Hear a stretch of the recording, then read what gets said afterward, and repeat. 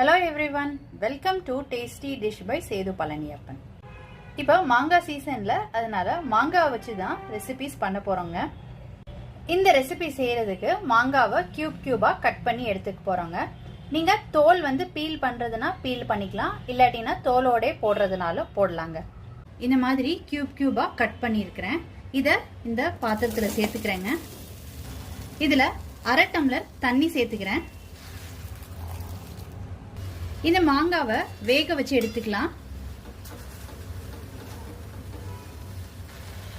மாங்காவை ரொம்ப சின்னமா கட் பண்ணிட்டீங்கன்னா வெந்ததுக்கு அப்புறம் ரொம்ப குழஞ்ச மாதிரி ஆயிடும்.